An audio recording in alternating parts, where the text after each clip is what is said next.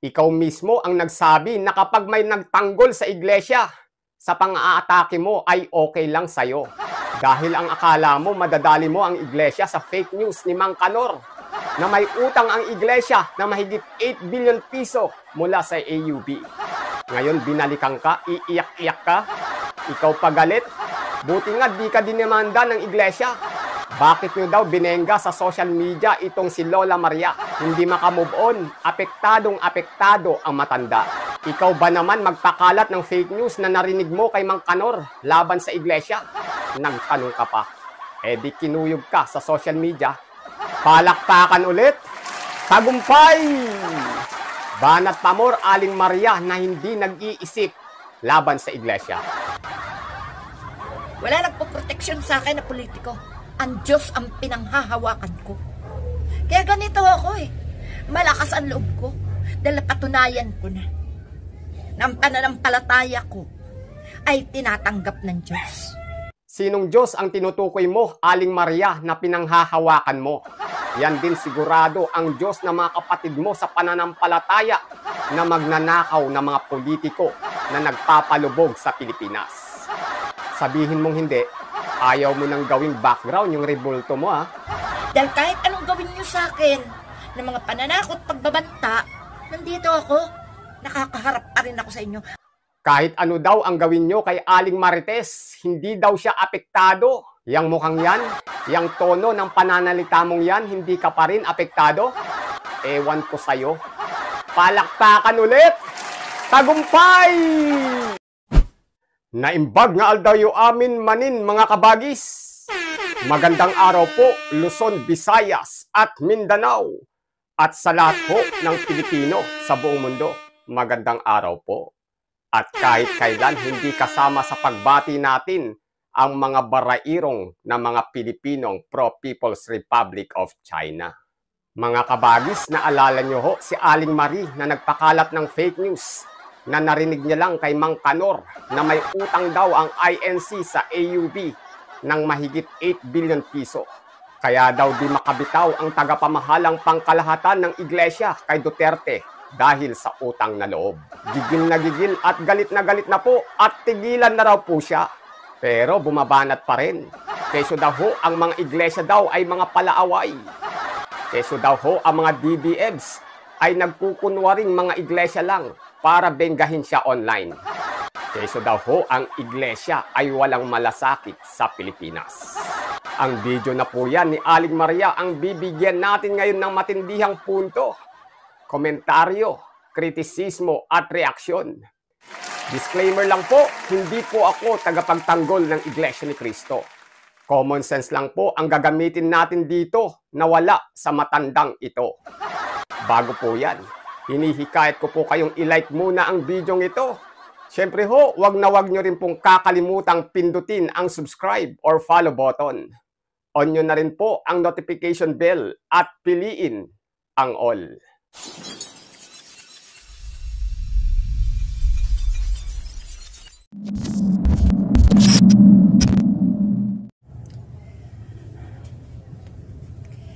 Mga kapatid. Mukhang nanlalambot na po si Aling Maria. Bakit kaya?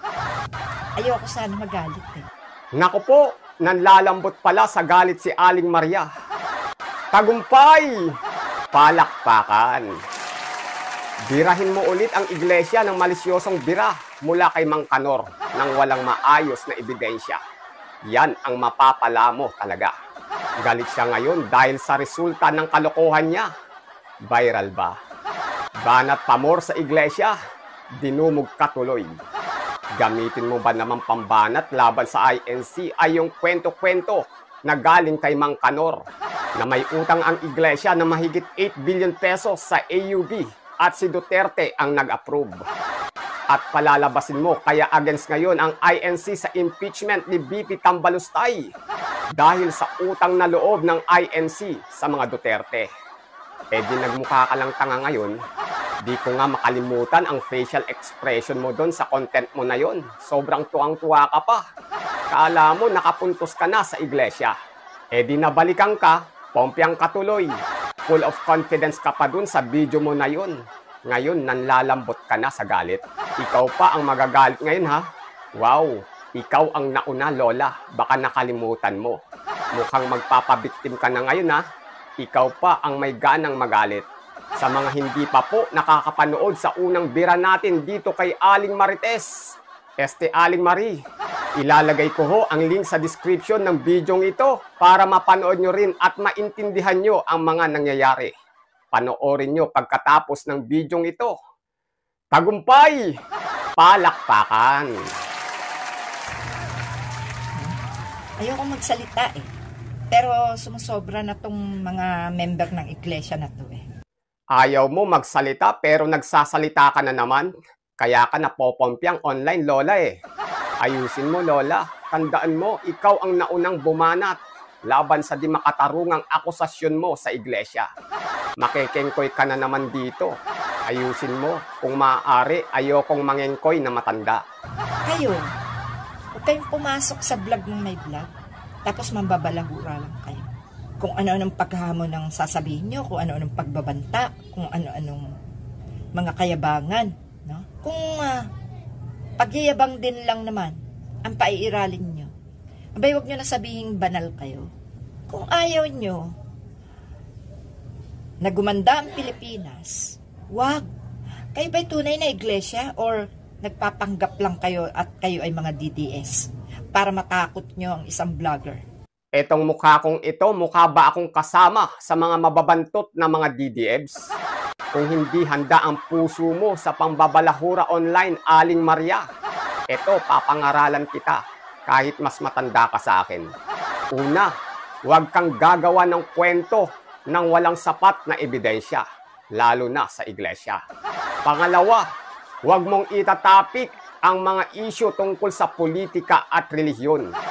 Panigurado, walang babara sa'yo. Siyempre, wala ka rin views. Alangan namang panonoorin ka ng mga 115 milyong Pilipino na matandang nagsasayaw lang. Ano ka, artista? Gayahin mo ako bago ko pasukin ang topic sa politika at relihiyon sa channel ko. Inihanda ko na ang puso ko sa pangbabalahura na maaaring ibalik sa akin ng mga bashers ko. Hari ng ina nyo, kahit tawagin nyo akong mukhang butiki, di ako masasaktan doon at mahal ko lahat ang mga bashers ko. Dahil alam ko hindi kayo uubra kay Dream TV kung karisma ang pag-uusapan. Advice yan sa'yo, Aling Marie, mula sa batang vlogger na pogi. Hindi ako matatakot sa inyo. Kasi ang buhay ko tahimik, wala akong kalaban, wala akong pinapatay, wala akong winawalang hiya. Hindi ako kriminal. Sa isang pangalan ng account nyo, 10, 8 ang komento. Tapos, mambabalahura, bastos. Dumadayo lang kayo sa post ko. Wala kang kalaban sa mukhang yan? Sure ka, Aling Maria? Parang hindi ako naniniwala. Wala namang nagsasabi na kriminal ka o may pinapatay ka. Naniniwala lang sa kwento ni Mang Kanor na may utang ang iglesia. Oo, pinagkalat mo pa nga online. Eh di nabalikan ka. Mabait pa nga ang iglesia, hindi ka dinimanda. Huwag niyong guluhin yung mga mamamayan na nakakaintindi ng tama. Kung kayo ay kabanalan ang inyong gustong mangyari, huwag kayong mawalang hiya ng kapwa. Bakit? Karapatan ko pumuna. Karapatan ko magsalita. Kung hindi nyo kaya, huwag kayong mandistract. Kantiin mo ba naman ang iglesia ng walang sapat na ebidensya? Eh talagang pagtutulungan ka. Buti nga yan lang ang inabot mo. Ako si Aling Marie, na kahit takutin ng katakot-takot na pananakot, hindi ako matatakot. Yun, karapatan mong pumuna. Sino ba nagsabing wala kang karapatan? Pero karapatan din ng mga ibang tao na mag-react sa puna mong hindi tama. Pare-pareho lang tayong Pilipino.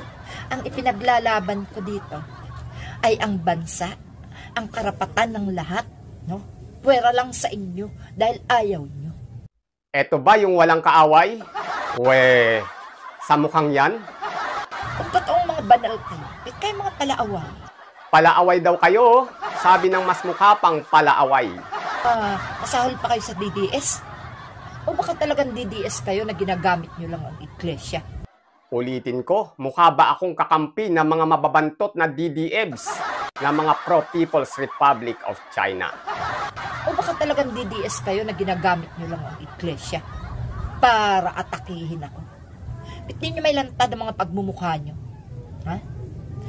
Ako ayokong pumatol ha? Pero namimilit kayo Yari kayo kay Aling Maria, pinagtulungan nyo kasi online.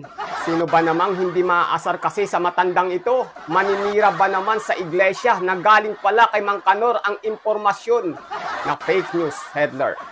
Nakita ko sa mga comments sa video mong yun, ang dami mong nauto. No? Sasabihin nyo, tinuligsa ko ang iglesia? O bakit? Lahat tayo may karapatan na magsalita. May karapatan naman tuligsa kung hindi tama. Yun naman pala, lahat tayo may karapatang mangtuligsa kung hindi tama. Pero nung ikaw na ang tinuligsa pabalik, papaluin mo na yung pusa mo dahil sa galit at gigil. Palakpakan! Tagumpay! Kaya, pwede ba? Tigil-tigilan nyo si Aling Marie.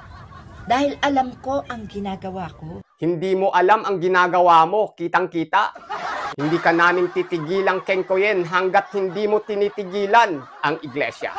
Okay lang sana kung tama ang pinagsasabi mo. Hindi ako katulad nyo. Bully, palaaway, bengador. Kayo yung nagpuprovoke ng gulo Kaya kayo napupuna. Kaya nasasabi kung anong mga klase kayo. Mabuti nga hindi nyo dala-dala ang Katoliko. Mga iglesia daw nagpo-provoke ng gulo. Ikaw yung naunang bumira ng walang sapat na ebidensya. Sinagot ka lang. Ngayon, papabiktim ka na, Lola. Huwag ganun. Ako, ang tinutuligsa ko, mga kapalpakan dito sa gobyerno. At kung sino ang nagsusuporta sa magnanakaw, nagsusuporta sa mamamatay tao, natural, damay-damay na. Sumusuporta sa magnanakaw at mamamatay tao na kapatid mo sa pananampalataya. Galing, no? Karelihiyon mo yan, dumbbell. Tapos ibang relihiyon ang sisisihin mo. Wala ka na sa tamang pag-iisip, Lola. Huwag nyo ipakita na may pinapaboran kayo. Dahil sabi nyo nga, marami kayo. So sa rami nyo yan, lahat kayo, pumapabor kay Duterte.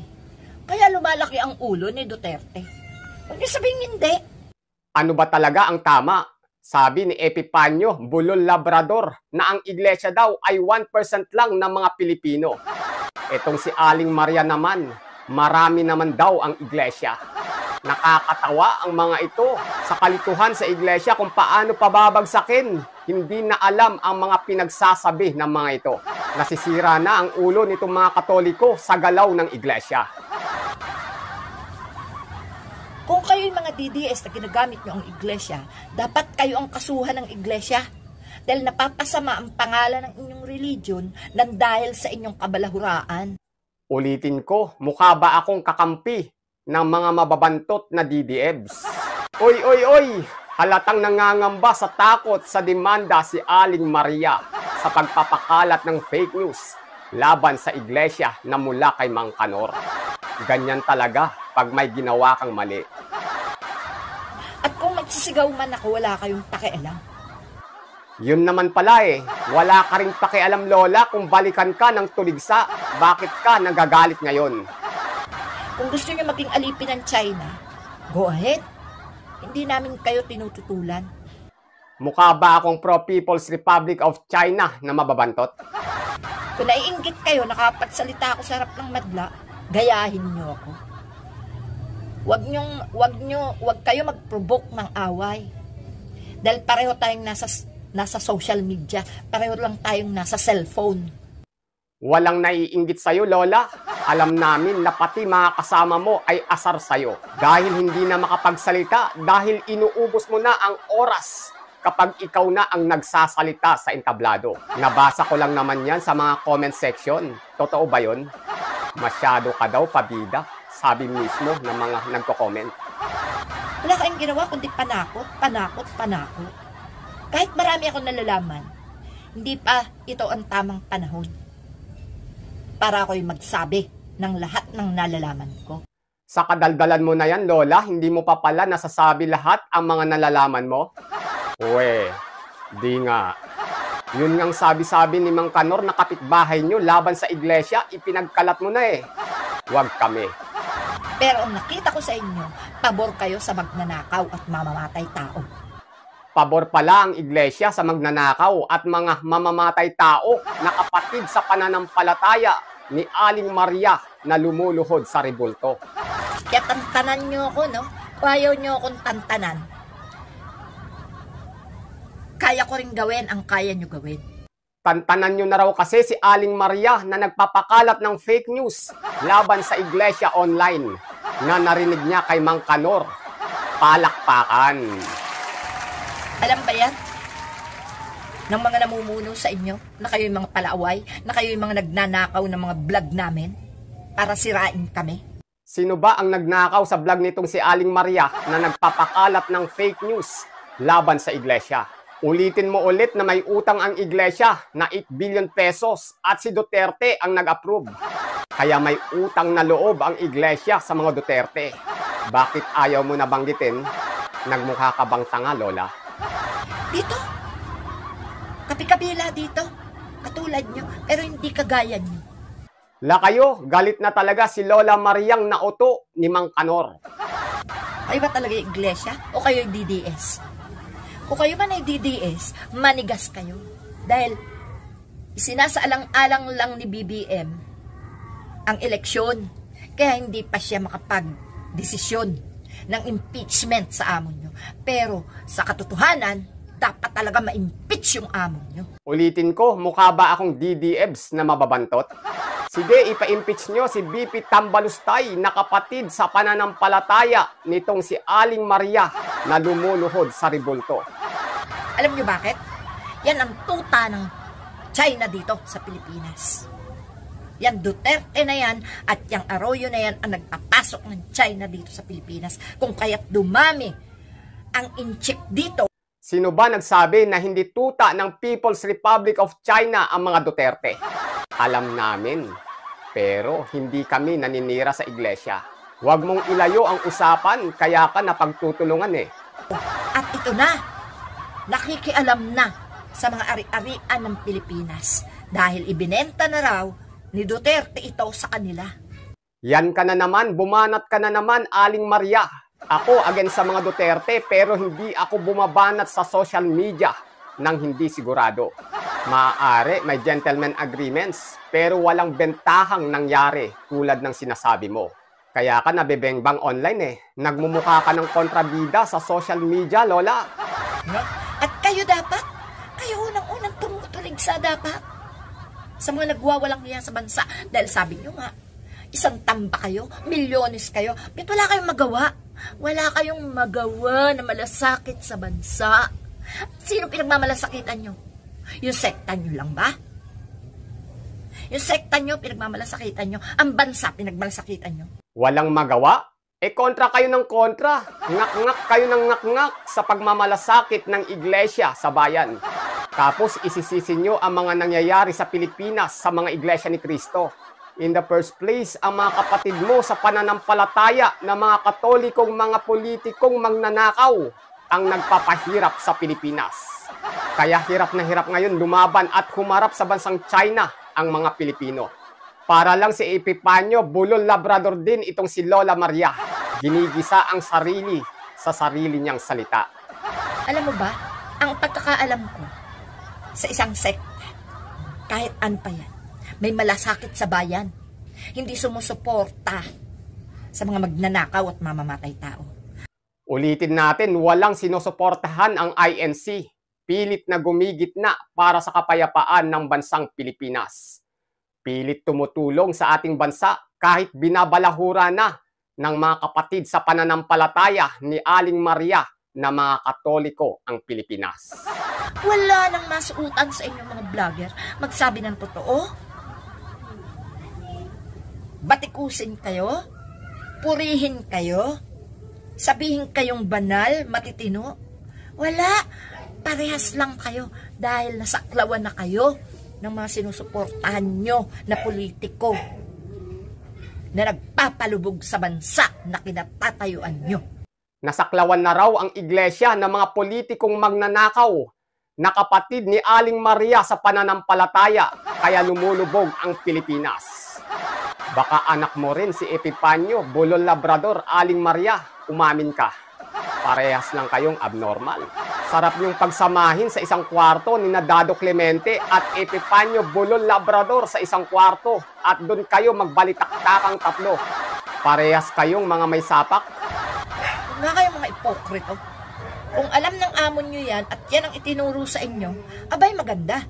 Kabanal-banalan pala ang manggulo, kabanal-banalan pala ang maging mayabang, kabanal-banalan pala ang magbanta, kabanal-banalan pala ang benggahin ka sa social media. Kung tinutuligsaman kayo, hindi pambibengga yun. Itama nyo lang. Kung mali, itama nyo. Sabihin mo, hoy Aling Marie, hindi totoo yan. Huwag ganyan. Ganito yun. Ganyan yun. No? Tigilan nyo ako ha. Dahil kung ano yung kaya nyo, kaya ko rin. Ikaw mismo ang nagsabi na kapag may nagtanggol sa iglesia, sa pang-aatake mo ay okay lang sa'yo. Dahil ang akala mo, madadali mo ang iglesia sa fake news ni Mang Kanor na may utang ang iglesia na mahigit 8 billion piso mula sa AUB. Ngayon binalikan ka, iiyak-iyak ka, ikaw pagalit. Buti nga di ka dinemanda ng iglesia. Bakit nyo daw binengga sa social media itong si Lola Maria? Hindi makamove on, apektadong-apektado ang matanda. Ikaw ba naman magpakalat ng fake news na narinig mo kay Mang Kanor laban sa iglesia? Nagtanong ka pa. Eh di kinuyog ka sa social media. Palakpakan ulit. Tagumpay! Banat pamor Aling Maria na hindi nag-iisip laban sa iglesia. Wala nagpoproteksyon sa akin na politiko. Ang Diyos ang pinanghahawakan ko. Kaya ganito ako eh. Malakas ang loob ko. Dahil patunayan ko na ang pananampalataya ko ay tinatanggap ng Diyos. Sinong Diyos ang tinutukoy mo, Aling Maria, na pinanghahawakan mo? Yan din sigurado ang Diyos ng mga kapatid mo sa pananampalataya na magnanakaw ng mga politiko na nagpapalubog sa Pilipinas. Sabihin mong hindi, ayaw mo nang gawing background yung rebulto mo ha? Dahil kahit anong gawin nyo sa akin ng mga pananakot pagbabanta, nandito ako, nakakaharap pa rin ako sa inyo. Kahit ano daw ang gawin nyo kay Aling Marites, hindi daw siya apektado. Yang mukhang yan, yang tono ng pananalita mong yan, hindi ka pa rin apektado? Ewan ko sa'yo. Palakpakan ulit! Tagumpay! Tap nyo ba ako ng kagaya ng ginagawa ko? Eto, hindi plastic tong pagmumukhan to. Hindi ito peke. Hindi ito artificial intelligence ko naiintindihan nyo. Hindi ako AI. Alam namin na hindi ka AI, pero nakikinig at naniniwala ka lang sa AI voice-generated na vlog ni Mang Kanor na nagsasabi na may utang ang iglesia ng mahigit 8 billion pesos. Ayaw mo na itapik, no? Napompyang ka kasi online. Magpakalat ka ulit ng fake news laban sa iglesia, Aling Maria. Ang saya kaya makuyog online. Nga? Original to na nagsasalita sa inyo kung bakit kayo ay mga ganyan ang pag-ugali. Pero ang turing nyo sa sarili nyo, mga banal. Tigilan nyo ako, nakakahiya yung ginagawa nyo. Tigilan nyo na raw ho si Aling Mariang Vlogger na pumasok sa topic ng relihiyon at politika online. Pero ayaw makompyang. Yun, palakpakan ulit! Tagumpay! Apektado yung matanda na nagpakalat ng fake news laban sa iglesia. Naway hindi mo na ulitin ang magpakalat ng fake news laban sa mga iglesia ni Kristo para tigilan ka na nila. Palakpakan ulit! Tagumpay! Yun, bilang Pilipino, ano po ang masasabi mo sa mga nangyayari ngayon sa ating bansa? Malaya ka pong ilabas ang iyong matalino mong komento sa ibaba. Dapat ho, may pakialam ka. Dapat po, may bilang ka. Muli, kabagis, make sure na napindot mo na ang like, subscribe, or follow button. Kita-kits po sa susunod na videos. Adios.